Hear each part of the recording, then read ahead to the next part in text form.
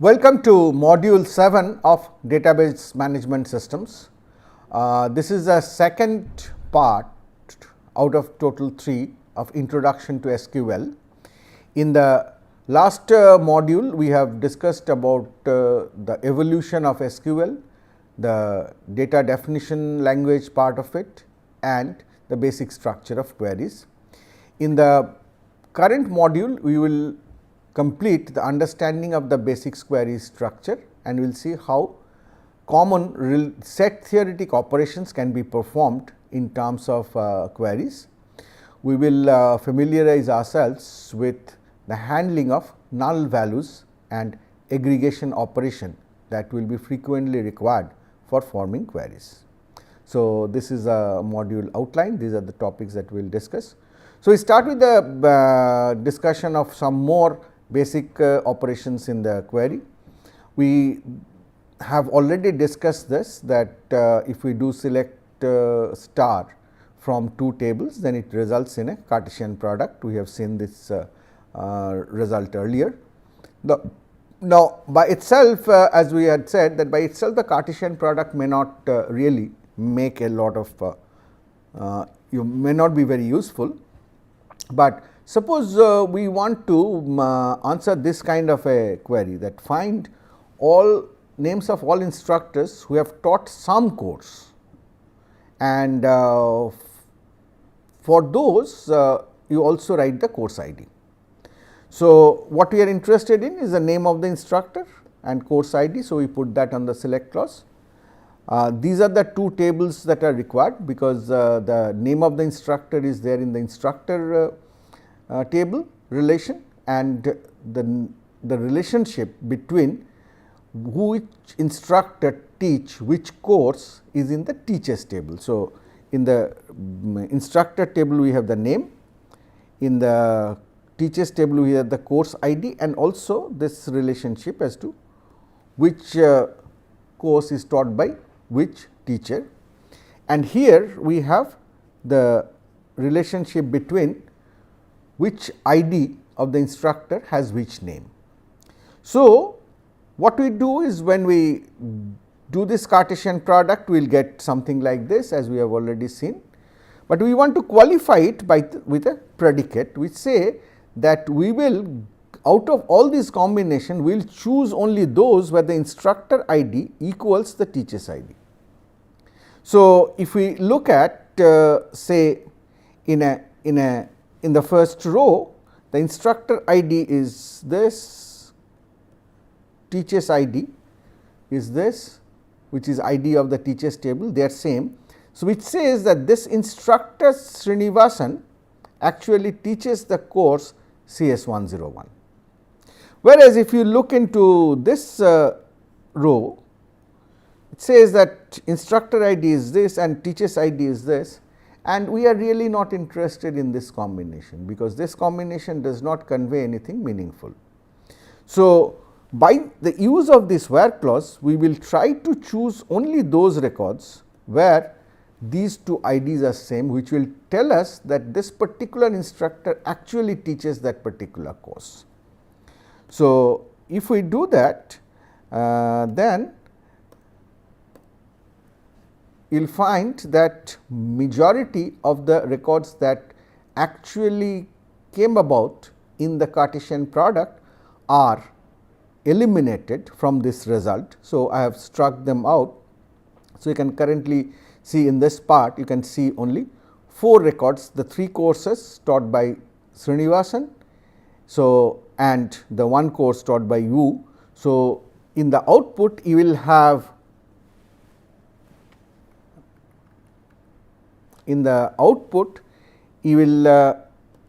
have this name part, and this course ID part, because you are projecting on these 2. So, this will be the output table which will get generated, and just to remind you, this is the notion of natural join that we had discussed in relational algebra. In this case, we will actually call it a equi-join, because we are using a equality condition after the Cartesian product to join these two relationships. So, this is a very critical operation in many cases in our database query system. This is another extension of this similar example. So, here we have added another predicate in the where clause specifying that instructor dot department name is art. So, which means that this will now give the names of all instructors in the art department only who have taught some course and specify their course ID. So, in different such ways you can manipulate and create queries.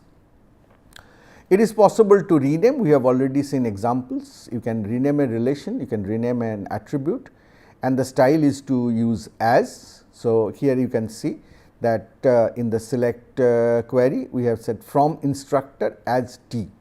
So, the name of this relation can be treated as T, and we again see that as instructor as S. So, actually what we are doing a join between the same relation instructor and instructor. So, and we are trying to find out all instructors who have higher salary than some instructor in computer science. So, the some instructor in computer science is specified by this condition because department has to be computer science, and the fact that salary is higher. So, as if you treat that though it is actually a join between a product between instructor and instructor, the same relation, but by renaming you treat them as if they are two different tables having name T and S, and then it becomes easier to write this kind of query. So, otherwise it is quite difficult to write this query to find out, because you need to actually create a product of one relation with itself. Keyword as is optional, you can just write instructor and then the name, the new name that you want to give, and that itself will work. Here is another Cartesian product example. Here given a relation which lists a person and his or her supervisor, we want to find out all supervisors, direct or indirect, of that person. So, I will leave this as an exercise to you to think over as to how we can actually compute this query. SQL supports several string operations, and of particular interest are two specific symbols, characters, which allow us doing certain match. Percentage is used to match any substring, and underscore is used to match any particular character, and we use a keyword like to find out different string patterns that can be matched. So, here we want to find the names of all instructors whose name includes the substring DAR, and by writing this. So, you are saying the predicate is formed is name like this. So, what is there is a percentage before, there is a percentage after. So, anywhere DAR will feature in the name, this predicate will turn out to be true. Otherwise, if there is no DAR in the name, the predicate will turn out to be false, and that particular record will not get selected. So, in this way we can using like, we can actually do different kinds of string operations as conditions in the where clause or elsewhere. So, now naturally this brings in an issue of what if my string itself has a percentage or an underscore character. So, the rule followed is you will need to escape that with the escape character that you define. This is a style which you have seen in C programming as well. Patterns are certainly case sensitive. So, it depends, it will distinguish between uppercase as well as lowercase, and these are different examples of string matching that you can do, where you can match at the beginning of a string, end of a string, anywhere in the string, specific number of characters in a string, and so on. SQL supports concatenation, conversion of lower to uppercase and vice versa, and different other common string operations. Those are available as functions in SQL and can be used for convenience. Now, let us address a different question. Let us say we have computed a query, and then often we would want that the result be ordered in according to certain order, particularly the value of certain field. If we want the result to be ordered, then SQL allows you to do that by another clause that you add to the query, which is called order by. So, what this will do, we have already seen this query. This will find out the names of all the instructors, and the names will occur in a distinct manner because distinct is specified, but then the output will be in terms ordered by the name, and the ordering can be descending or ascending. By you can control that by specifying whether you want descending or ascending. By default, the ordering is ascending. So, that makes the presentation of the result often very easy, and you can certainly sort on multiple fields as well. So, it can be ordered based on combination of fields.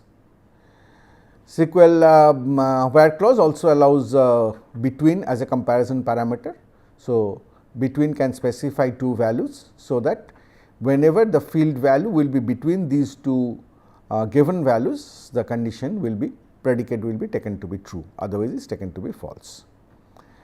You can compare based on tuple as well. So, in this case you could have written, you could have checked for equality of instructor ID with teacher's ID and department name with the literal biology, but you can compact it by writing a tuple notation as is shown here. So, these are common convenient ways of writing different where clauses. Now, we have specified that SQL does carry duplicates. So, unlike relational algebra, which set theoretically specify that their duplicates should not be there, in SQL there could be duplicate entries in the same relation. So, there is a this is called, when duplicates are allowed in set theory, then such sets where duplicates are allowed are known as multisets. So, there are multiset versions of the SQL queries, or so to say the relational algebra operations. So, you have a selection which can be multiset selection, which means that if there are certain C1 number of copies of a tuple in the relation which satisfy the condition theta, then all of them will feature in the result, and all those copies can be seen simultaneously because it is a multi-set condition. Similar definitions are hold for projection as well as for Cartesian product. So, I will leave it to you to go through the details and convince yourself that these multi-set relations really extend the traditional single set distinct definition of the relational algebra. So, here is an example where there are two multi-set relations, as you can see, particularly this one which has identical duplicate entries. So, using that you can define a Cartesian, you can define a projection of R1 on B, R1 on B, which will certainly give you, it's you are doing projection on B. So, it will give you A only. So, you will have this result itself will be a multiset because you will get two A's. So, this result will be like A, and then you have R2 with which you are doing the Cartesian product. So, you will have all possible combinations. All these 6 are the result in the SQL, whereas in set theoretically the result should have been only these two tuples.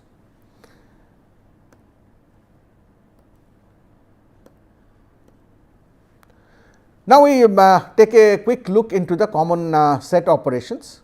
So, it is possible to do union, intersection, difference kind of operations very easily with SQL queries. So, suppose we want to find all courses that ran in fall 2009 or in spring 2010. So, certainly the first part of the query is simple. This will give you all courses that ran. So, you are taking out the course ID, from section is where the course running information is provided, and you are putting two conditions which say that they actually these courses ran in fall 2009. So, this is the first query. The second query says the courses that ran in spring 2010, and you have an OR condition in the statement of what you are looking for. So, you do a union. Union is another keyword. So, this will simply give you a relation of the course ID attribute as the only attribute which has records from the first as well as the second query.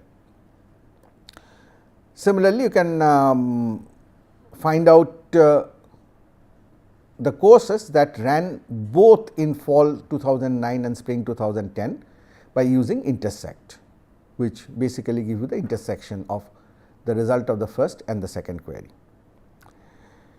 You could also do difference, set difference by doing find courses that ran in fall 2009, but not in 2010. So, what will that mean?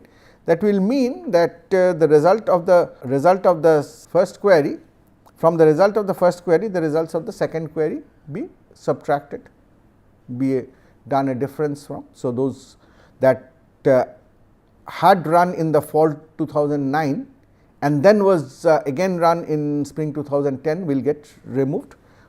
So, that is done through the except keyword. So, in this way you can very easily do set operations whenever that is easy to conceive. Obviously, you can write these queries in several other different forms, but this is just to show you how set theoretic operations can be easily written.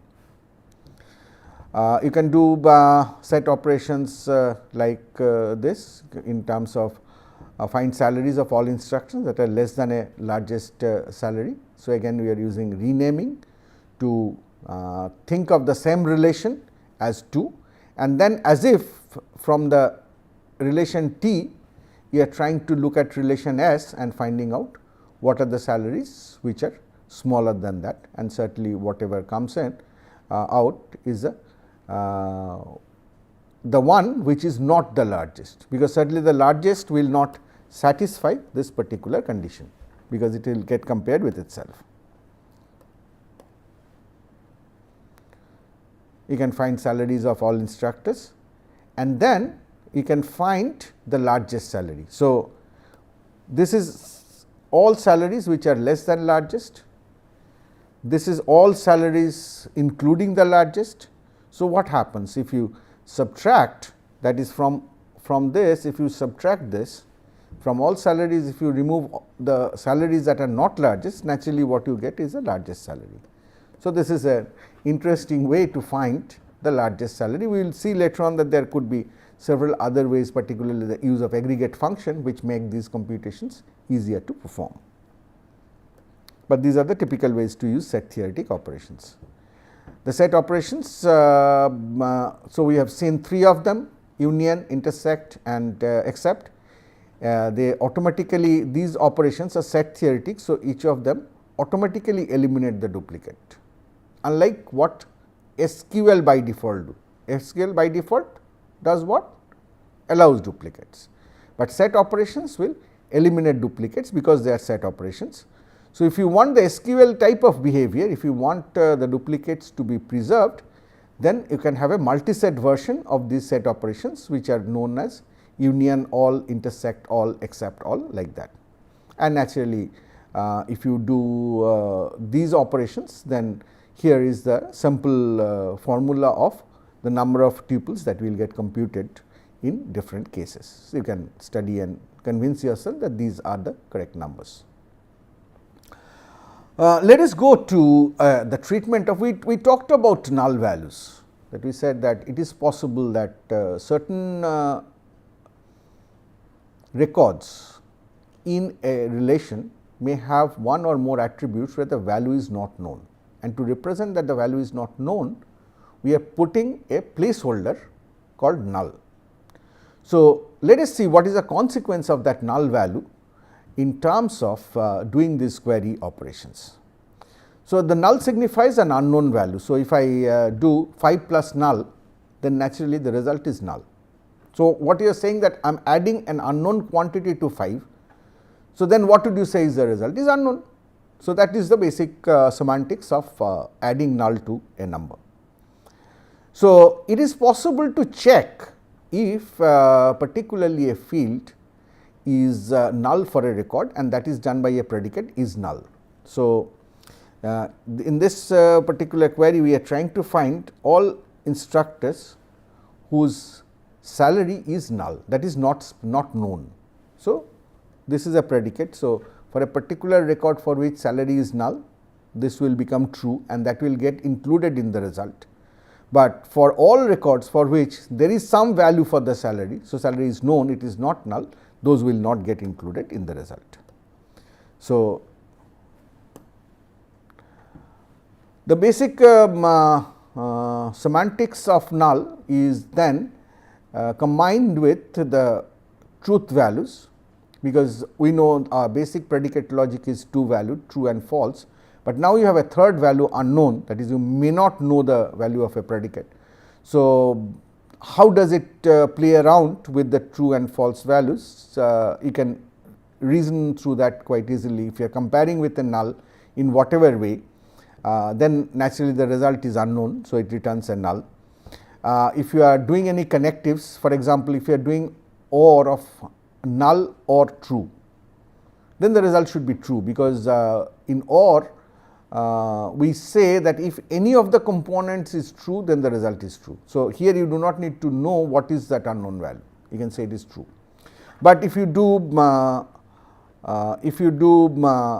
OR with false, OR of unknown with false, the second row, OR of unknown with false, if you do this, then naturally this is unknown, because since this is false, the result would be true only if unknown value is true, and the result would be false if the unknown value is false. You do not know what that unknown value is, so you have to say that your result is unknown.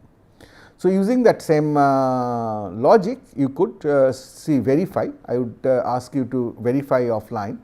At home, you please verify that all these combinations of true, false with unknown are valid. So, if P is unknown, is as a predicate will evaluate to true if P is not known.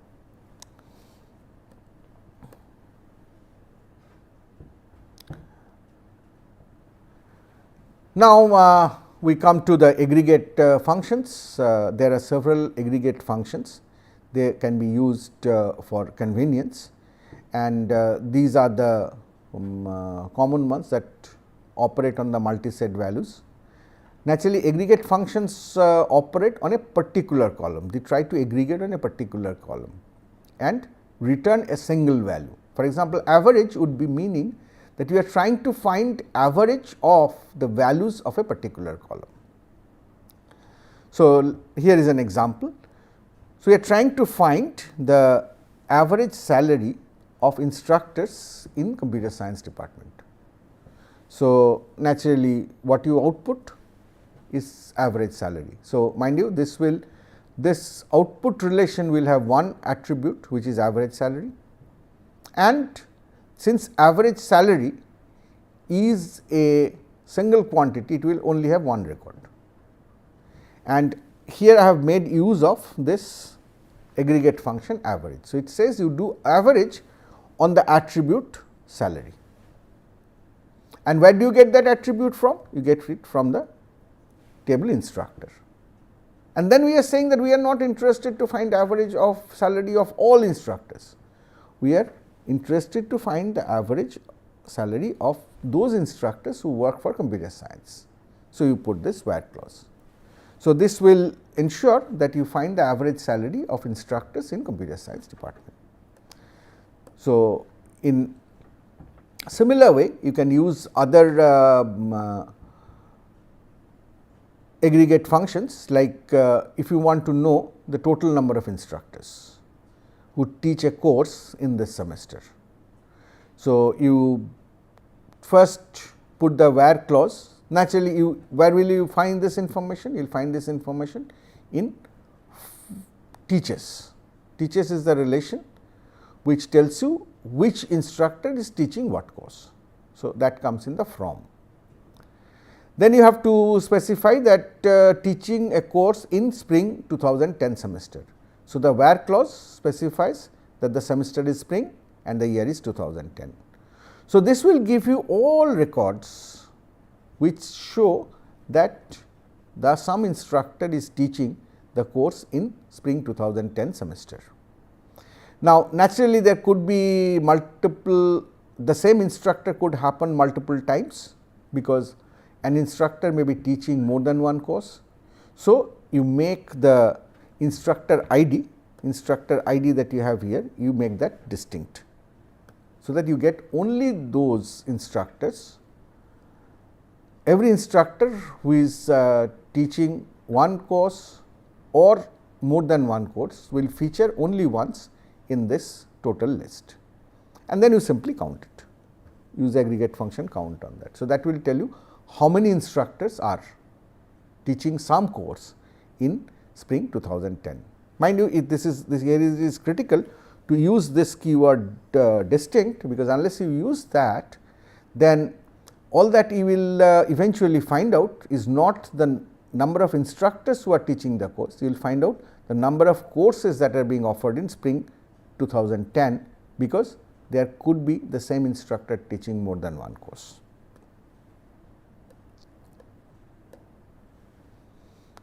If you just want to count the number of tuples, you can do count on star, because what is star? Star is all the attributes. So, from if you want to find out the number of courses, you just do count star on course.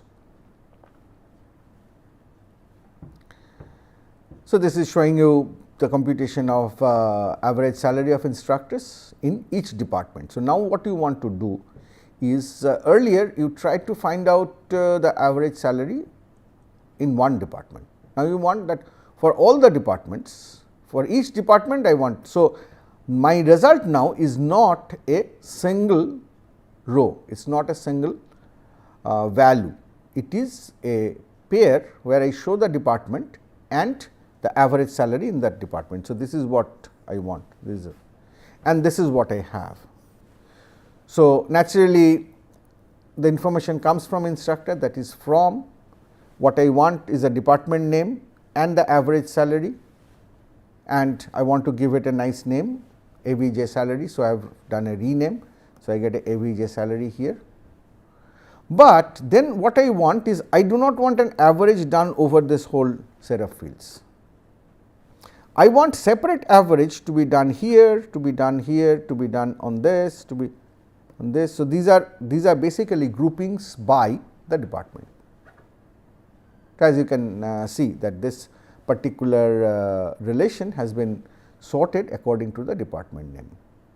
So, when I want to apply an aggregate function on certain subgroups of records, I use this particular clause group by and use a name of a field. So, what it does is, if the values in the group by field, in this case department name, are identical, those records are put together, and over those records an average is computed. So, the average that is computed over these records are put in here, average that is computed in terms of these records are put in here.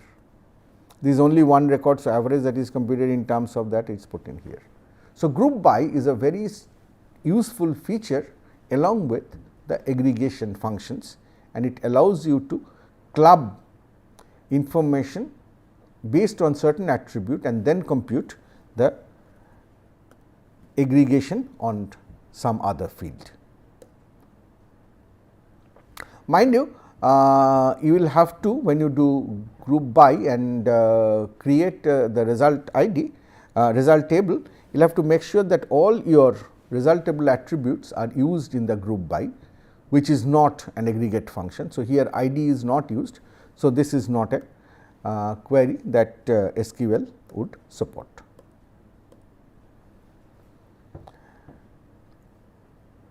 You can further refine your result. It is saying that find names and average salary of all departments, this much you have already done. Now, you are qualifying that whose average salary is greater than 42,000. So, of all that we have, for example, if we look in here, for example, in this music department, the average salary is less than 42,000. So, you do not want that in the result.